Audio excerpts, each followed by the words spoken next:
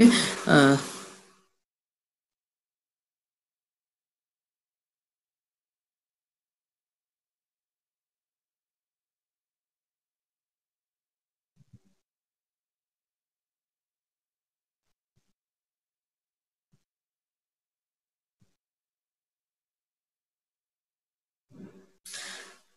All right, let's begin. Right, so I want to continue my discussion. By the way, I want to continue my discussion that we had last night, and I hope all of you can remember that. Okay, I was talking about these poles and residues of a complex function, right? And how to compute these poles and residues using MATLAB. Okay, so I'm going to start with that discussion. And in particular, I'm going to take this example from 2018 paper.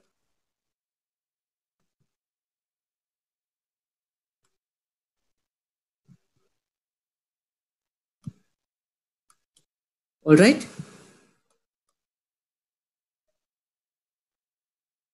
Okay, so I'm going to type in my function, and first thing I'm going to do is I'm going to compute all the poles, find all the poles and their residues. Find all the poles and the residue at each pole. Okay, so let me go ahead and do that. I'm going to type in this function first, and then I'm going to use this command poles, and I'm going to receive the output into an array of 3 variables. Let's call it P, O, R, where P is the poles and O contains all the orders of each of these poles, and then this one R contains all the residues at each poles, whatever it means. Okay, right. I'm going to use MATLAB now. If you have any questions, please tell me, or you can send me a message. I mean a chat message. I'm looking at that as well. Okay.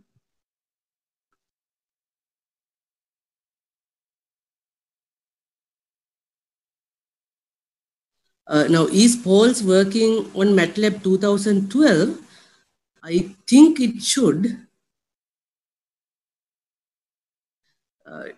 But I think you should not use the capital P. It's just a. Dasun is asking whether. I think he's having some problems with the poles function, right, in MATLAB 2012. My guess is that it should work. If you can't work it out, can you try the help and see whether it is there?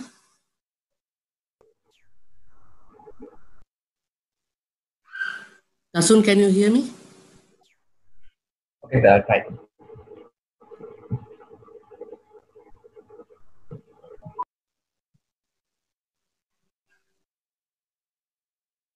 Right.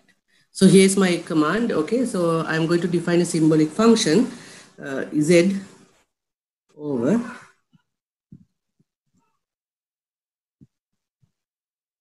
z minus 3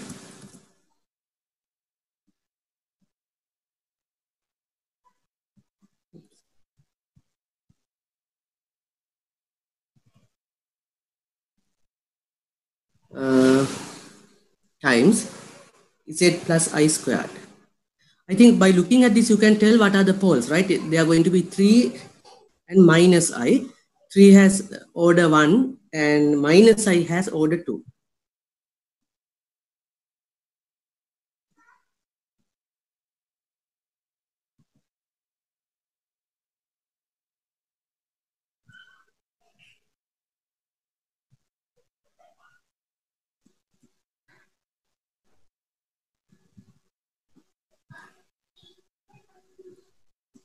Right. Okay. So here's my function. Okay, I'm going to capture these output of the poles function into poles, order and residue at each pole. So this is POLS, poles of FVC, right? So that computes this stuff.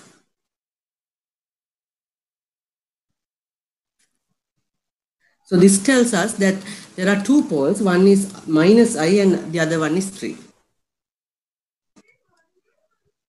Okay. Minus I and 3. And each pole has something called the order of a pole. So the order, so they are in the correct order. Okay, so for this pole, the order of this pole is the first one here. Okay, so minus I is the order 2 pole, and 3 is the order 1 pole. And the most important thing for us is the next one. Okay, the residue. The residue of minus I is this one, right? What is it? Minus 6 over 25 plus 9 over 50i. This is the thing that you have to remember.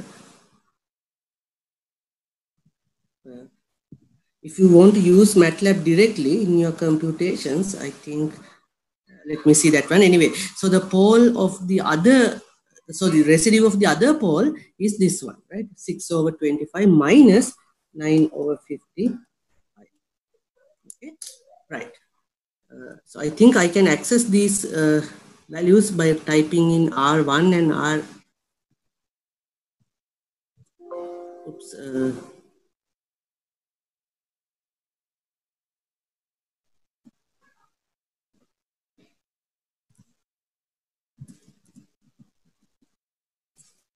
Yeah, you see.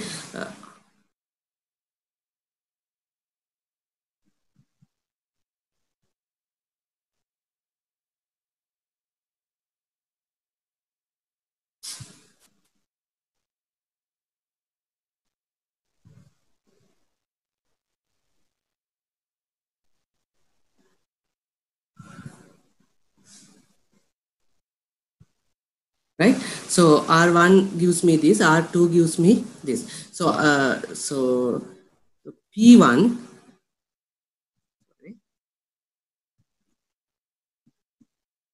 P1 is minus I. The residue of minus I can be obtained by R1.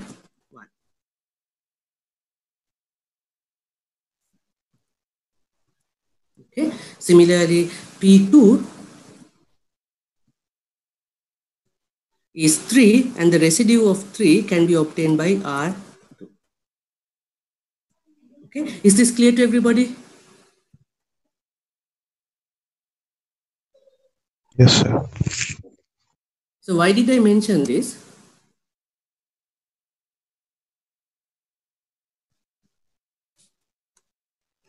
Okay, for this reason. Now, so this is what we have, right? There are two poles, minus I3, orders are 2 and 1, and these are the residues. Okay, right. Now the point is, now remember we were interested in finding integrals like this. And the only thing I'm going to consider in today's discussion are integrals over closed curve, okay, of a nice function. I'm not going to talk about too many details about what these nice functions are, okay, but usually almost all the time you will be dealing with functions where you can apply this theorem, okay, right. So a positively oriented closed curve is a counterclockwise, a closed curve in the counterclockwise direction. Okay, and I want to integrate this function starting from one point, going all the way around, and coming back to the starting point. Okay. Now there's a remarkable theorem which allows us to do this computation. Okay. It is called the residue theorem.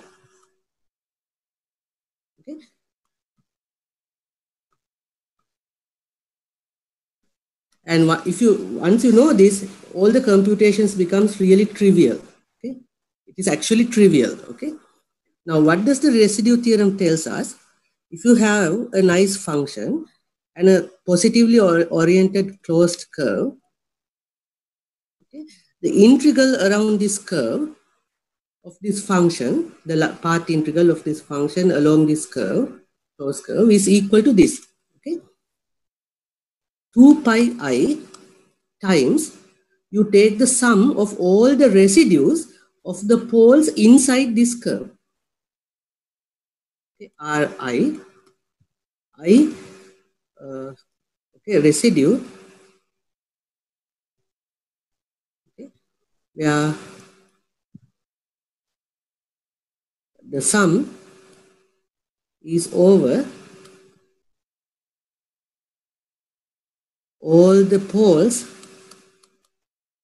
inside this curve.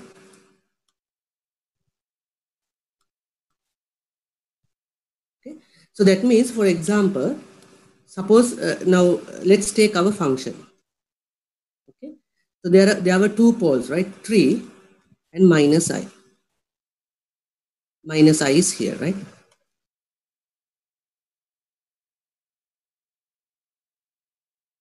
Okay, so this is a pole and this is the other pole.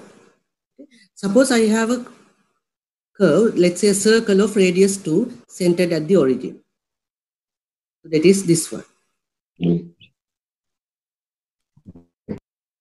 Right? So let's call this circle C. Okay.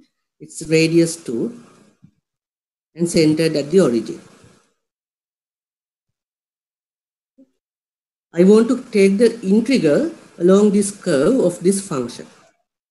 So this is the contour integral along this C, okay, of the function that we just considered. The residue theorem tells this. It's very simple. Okay, all you have to do is, okay, consider 2 pi I, okay, and then add all the residues of the poles inside this curve. So this is the inside. Okay, and inside, what is the pole you have? There were only two poles, right? You can clearly see that 3 is not inside this curve, right? And I is clearly inside this curve. So you have to take the residue of minus I. So we go back to this table and we say that the residue of minus I is this one.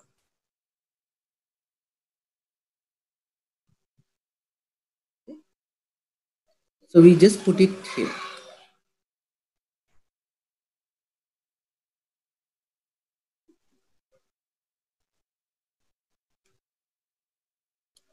Okay, that's it. The integral is this. So now you can use MATLAB to do this computation. So I will. So if I want, I can do something like this.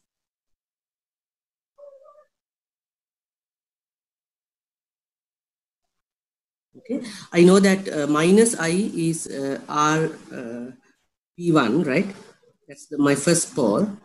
It is yeah. Okay, so it is 2 times pi 2 pi I times residue of the first pole R1. So that's it. So this tells me the answer. Okay. This pi times minus 9 pi over 25 minus 12 pi over 25I.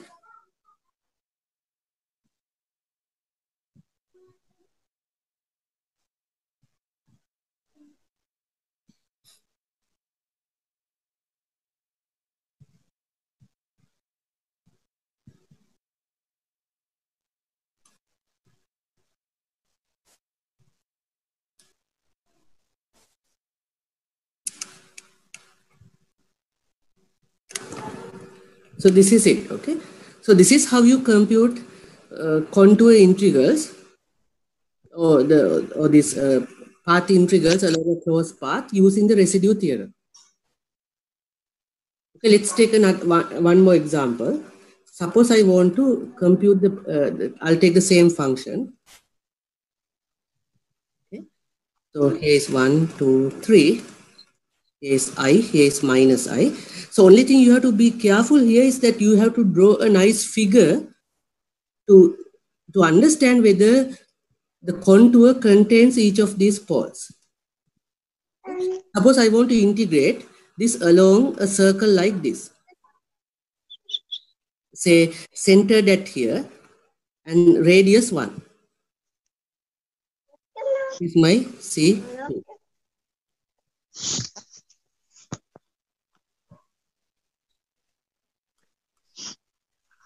Okay. And immediately you see that there are no poles inside this circle. Therefore, the integral is 0.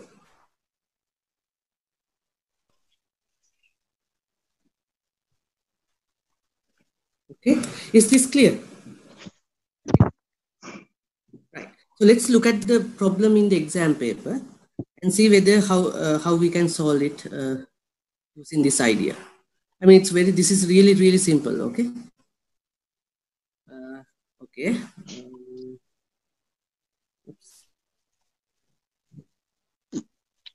Right.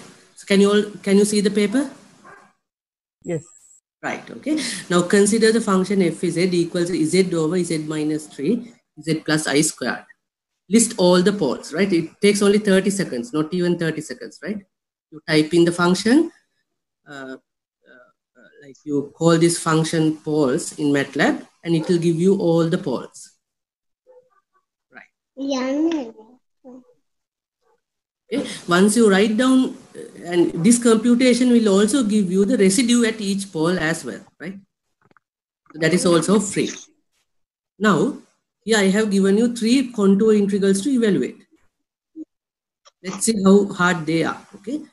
For each of the following positively oriented contours C, find the integral we said dz along this contour. Okay. The first one is a circle whose center is the origin and the radius is 2. That is exactly what we did, right? So draw nice pictures and then you are in good shape, okay? So just locate the poles and the residues nicely in a clear diagram. You don't have to spend so much time, but just make it clear, okay? The first one is the center is 0, 0 and the radius is okay.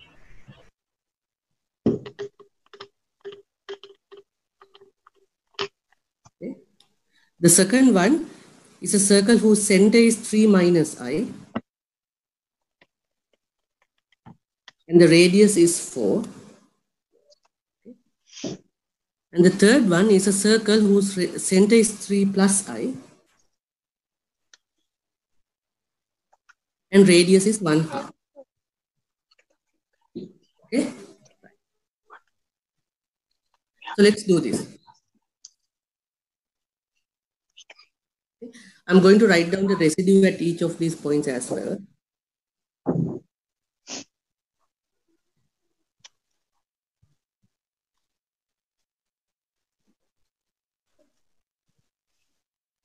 We can't see the tablet, sir. Okay. Yeah. Give me a minute.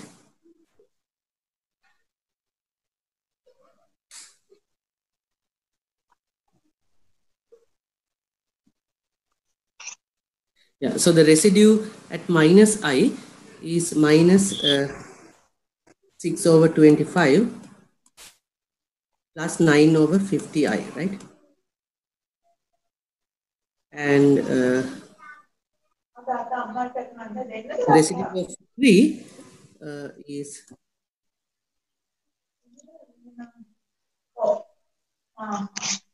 6 over 25 minus 9 over 50. Okay, right. Now I'm going to. Okay, right.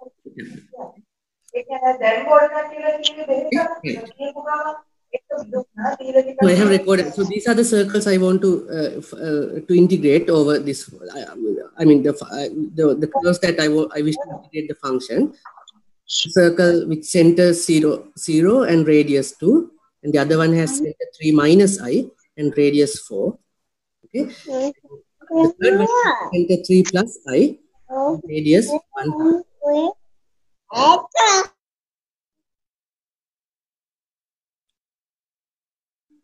පොඩි කට්ටියත් එක්ක වැඩේ කරන්න අමාරුයි නේ. අපේ ගෙදරත් එහෙමයි. Right. Okay. So these are my poles minus I and 3. So I have whatever I have written in red are the residues at each of these poles. Okay?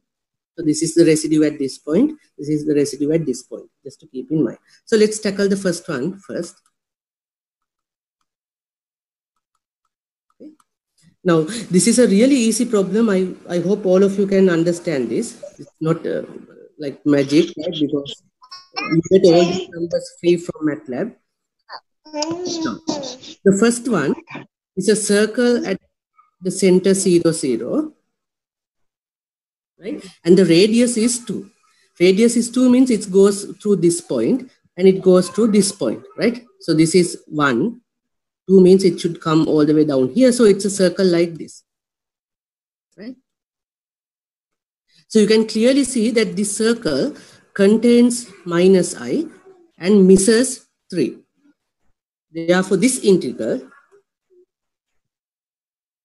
okay, along, let's call this C1. Let's call this one C2 and this one C3. Okay, C1, if we set dz, is equal to 2 pi I times the residue of the pole, sum of the residues of the poles inside this curve, right?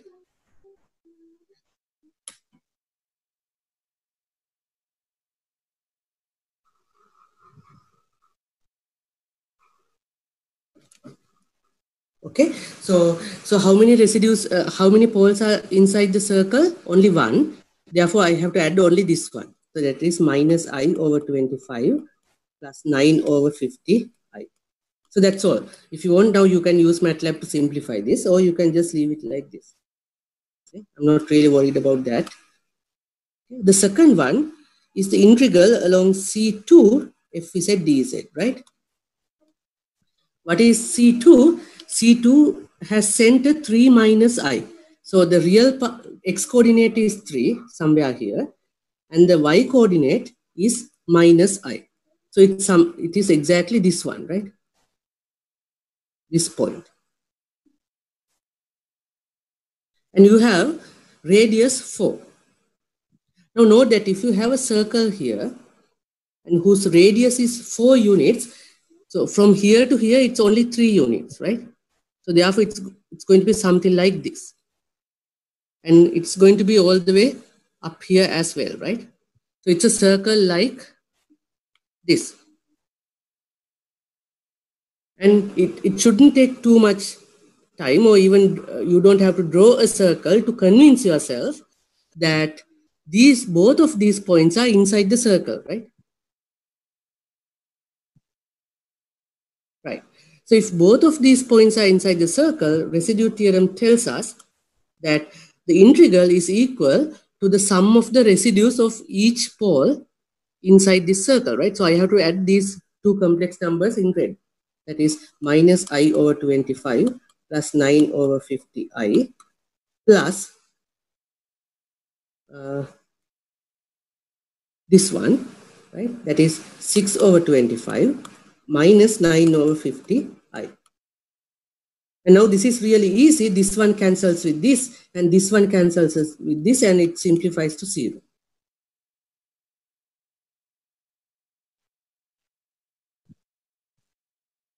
You don't always get something like this. Sometimes they need not cancel to 0.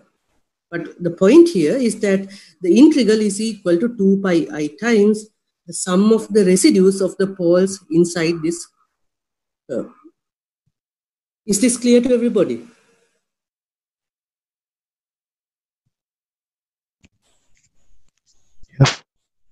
Yes?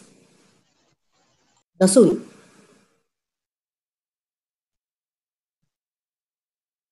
Will you be able to do this? Nirmal?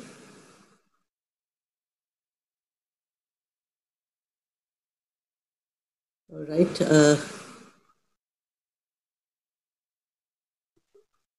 Buddhika? Okay, so I see some of you are replying, right? Oh, right, great. Okay, now let's do the last one. So it's the circle C3 whose center is 3 plus I, right? 3 plus I is somewhere here. Let me erase this stuff.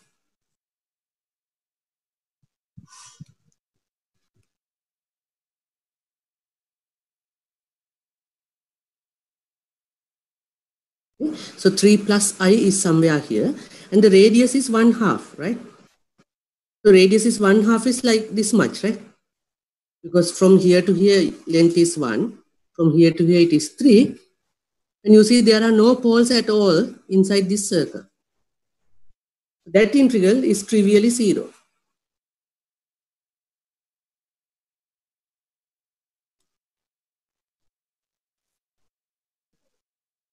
This is all I am expecting from you from this problem.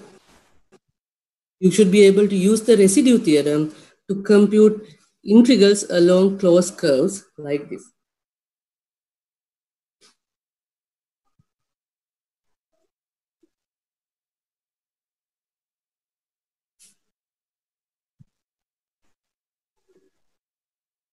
Now, okay, now there are plenty of examples in the LMS. If I go back to the LMS,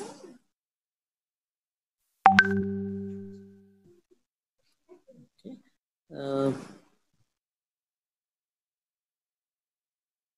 now for example,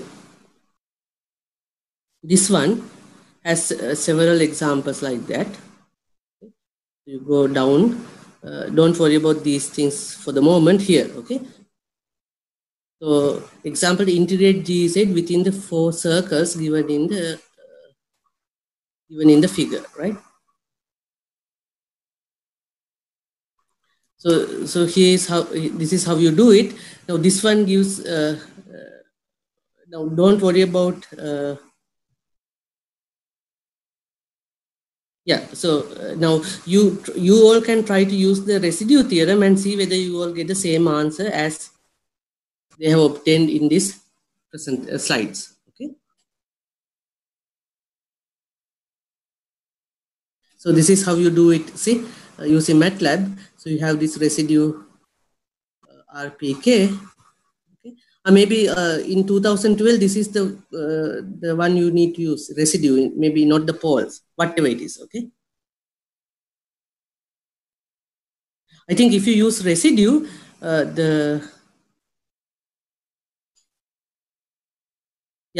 whatever it is, we know what should be used, right? Okay, so they are using the command residue, but we were using poles.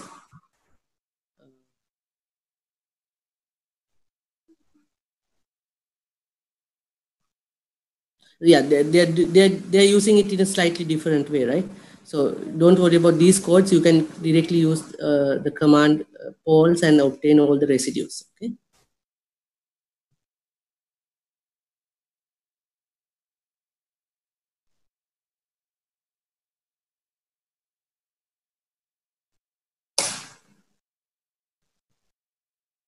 Okay, and then you can evaluate the integrals. So that's it. Don't worry, so we are not going to discuss these things, right, in this course. So the only thing you have to worry about is how to use residue theorem to use integrals. Okay.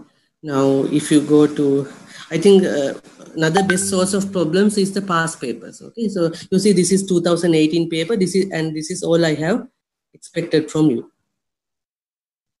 Okay. So these things I discuss in that year, but I think I'm going to skip this stuff for this year. Okay. So, right. If I take the 2019 paper, which is the most recent one.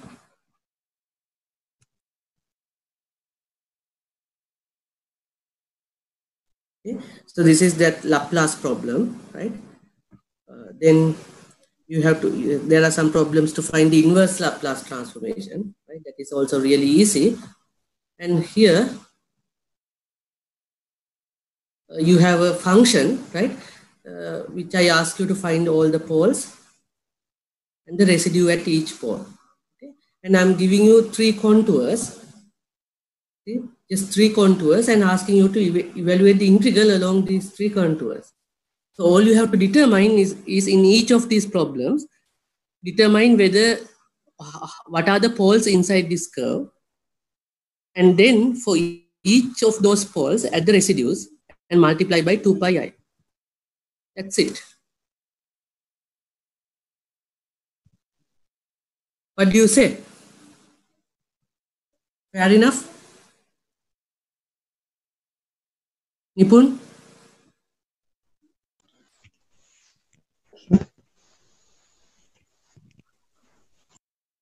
Prabhat, what do you say? Okay, sir, understood the theory. Okay. So this should be something that everyone can try, right? Even though we had very little time, but the problems are also not too hard, and because I mean the computations are pretty straightforward, whatever they mean.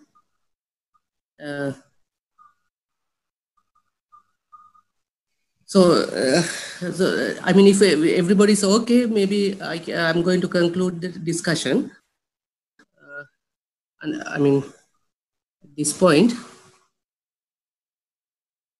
and I wish all of you good luck in the exam. Honestly, I have no idea when you all are going to have the exams, but of course, I think there is no harm in getting ready for it, right?